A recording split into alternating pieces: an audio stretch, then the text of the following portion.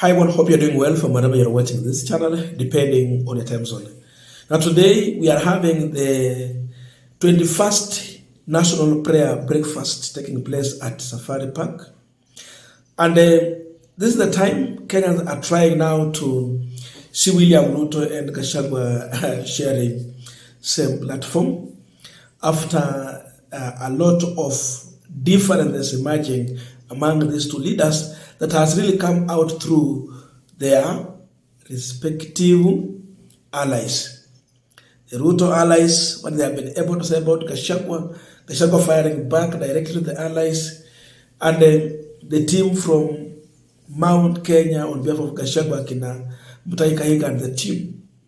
So, if you watch carefully what is going on at the Safari Park, you are going to agree with many Kenyans in what they're referring to as Last Supper, though that one is in the connection to the last meal Jesus had with his disciples.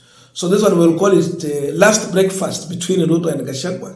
Of course, a fallout is there. No signs of healing or solving the problem.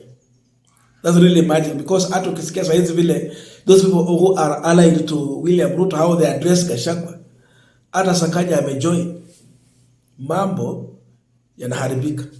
So Gachagwa arrived earlier before William Ruto, and this was in preparation to receive William Samuel Ruto. This time around, he was available to receive Ruto, and this is how he arrived.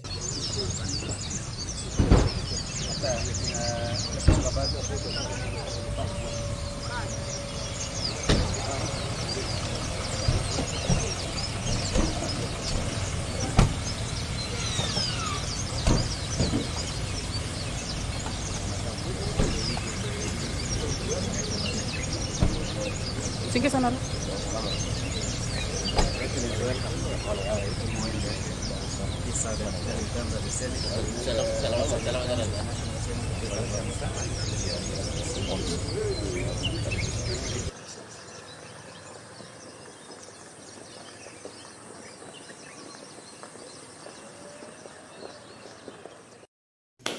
Now, after that, William Ruto arrived later, and that is where Kenya started reading the body language between Ruto and Gachagwa. This is how Gachagwa received William Ruto at Safari Park for the National Prayer Breakfast. Now, definitely, you can't hide the truth. The reality is that there is a serious difference between Ruto and Gachagwa. Gachagwa told us that he is a truthful man. And indeed, to some extent, Gachagwa is showing that there is difference here. Ruto is trying to hide, but for Gachagwa, you can read the body language, look at his eyes, look at Gachagwa. Even the photo that are circulating, nothing is hiding. There is a problem between the two. We are continuing this panel discussion, but just a quick request for those who are watching and you are not subscribed, please consider subscribing. To our channel, Samasa, thank you so much. And again, to all our viewers, please give this video a thumbs up. Thank you so much, and back to this discussion. Now, look at the two very carefully. Look at them. You can't avoid that to say that Mambo Yameharibika, that there is no tension. A lot of tension in Gachagwa's eyes, at least for Ruto and Dorcas regarding. For them, they have no problem. They're just there. But for these two, you can see, if there is smile, it's a plastic smile. If there is a greeting, it has been forced by the circumstance. But if you give Gachagwa a chance, he can't greet William Ruto. And Gachagwa is trying to show a picture, he's trying to paint a picture of betrayal. That I have been betrayed. by this man, William Ruto. It is coming clear. You can see they don't want to look into each other's eye, no eye-to-eye contact. They are trying to avoid each other. If they are in peace, they can have eye contact. You can see a smile. You can see, a truthful engagement. But here is ni mambo ya plastic, no truth.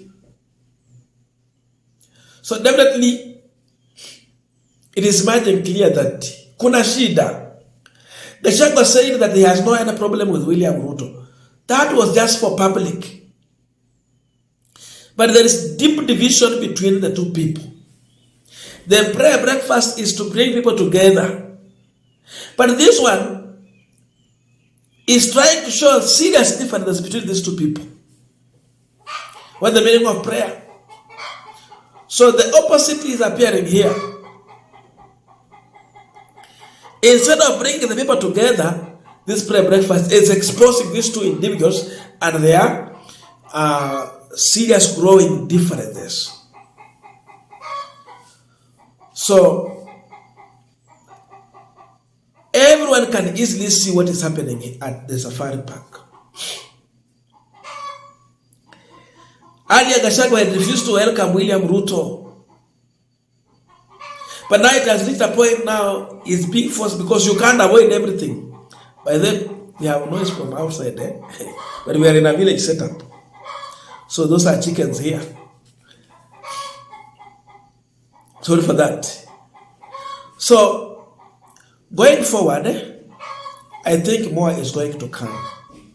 But it seems Gachagwa has failed to manage politics. If he was clever enough, he should have borrowed William Ruto's book and study how Ruto was able to survive with Uhuru Kenyatta. With this kind of quick reaction to everything, it is going to politically finish Gachagwa. I am wondering how he is going to survive for 3 years with William Ruto. But above all, maybe Gachagwa might be right. 2027, Ruto declared that he will not have Gachagwa on ballot as his running mate. And the signs are now emerging from the Ruto side that we don't want you, as long as you want to last, that you want to be a deputy president or a running mate to William Ruto or a Mount Kenya region kingpin. And we have seen Malala coming out to warn this, then the escalation from Oscar Sudi, Mutahi Kahika, it tells there is a problem. So, please don't continue to hide anything. Ruto, ako na shida kubwa na Gachagwa. Gachagwa is telling the world that this man is betraying me. But Ruto is assuming everything and is based on other things. But we cannot avoid to read the body language of these two individuals. I don't know what brought these people together. What brought them together? And what is separating them? Gachagwa wasn't a politician. Huyu alikuwa mtu wa rungu kule akifanya kazi nyingine tofauti. Ruto was a politician from the word go. Then Gachagwa, after serving for one term, Ruto took him. So, definitely, they have different interests.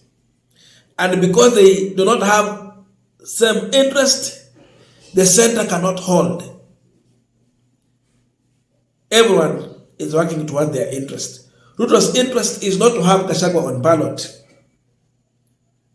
Gachagwa's interest is to be on ballot either as a deputy president, a running mate, or a presidential candidate. So, there's nothing to hide from where going forward. More is going to come. This is just the beginning. We will see serious division it will reach a time when Gachagua will start addressing Ruto directly.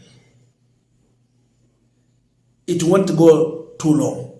That's the reality. So there is going to be a serious fight in Kenya Kwanza. UDA is going to face serious fight. Maybe these people will completely not work for the people, because then they're going to focus more on the fight and the politics within the UDA. Hawatafanyia wananchi kazi, because they have failed to manage their differences. It's coming clear even in public.